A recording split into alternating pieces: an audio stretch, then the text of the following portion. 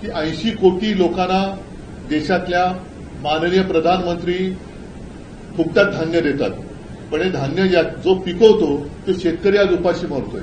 त्या शेतकऱ्याला तुम्ही अन्नधान्य का देत नाही आहात? त्या शेतकऱ्याच्या सुद्धा आरोग्याची काळजी कोण बघणार आहे? मग ह्या मदतीचे जे कागदी घोडे आहेत ते कागदी घोडे तुम्ही नुसते नाचवत बसू नका, पण ताबडतोबीने शेतकऱ्यांबरोबर ज्या नागरिकांची घरदारं वाहून गेलेली आहेत त्यांना चांगल्या ठिकाणी हलवून त्यांच्या छावण्या चांगल्या उभारल्या पाहिजे. छावण्या म्हणजे छळ छावण्या नव्हे, पण चांगल्या निवाऱ्याची सोय केली गेली पाहिजे. त्यांची घरदारं नीटनेटकी होत नाही तोपर्यंत त्यांच्या आरोग्याची काळजी घेतली पाहिजे. शाळांची सुद्धा आता एक स्वच्छता मोहीम करून शाळा लवकर सुरू केल्या पाहिजेत. नंतर अनेक ठिकाणी शेत जमिनी वाहून गेल्या आहेत, खरडून गेलेल्या आहेत. त्यांचं नुकसान तर फार मोठं आहे, पण शेत जमिनीबरोबर रस्ते सुद्धा वाहून गेलेत. म्हणजे अनेक ठिकाणी गावांचा किंवा वस्त्यांचा संपर्कच तुटलेला आहे. तर ताबडतोबीने तिकडे रस्त्यांची कामं सुरू झाली पाहिजेत. खूप मोठी कामं आहेत, खूप मोठं हे संकट आहे. परत एकदा सांगतो, आम्हाला याच्यामध्ये राजकारण आणायचं नाही, पण आम्ही किती जरी म्हटलं तरी सरकार ज्या पद्धतीने कामकाज करते किंवा करत नाहीये हे मात्र संतापजनक आहे. नुसते कागदी घोडे नाचवण्यापेक्षा तिथे शेतकऱ्यांमध्ये जा, काय हवं नको ते बघा. केंद्राचं पथक कधी येणार?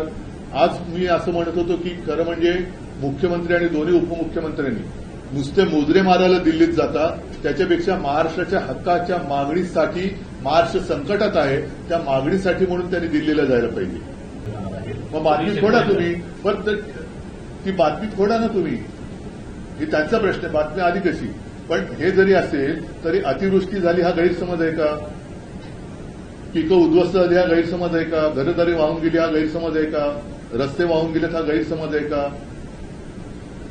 मुलांची पुस्तकं वह्या पुस्तकं वाहून गेली हा गैरसमज आहे का? शेतकरी आत्महत्या करतायत हा गैरसमज आहे का?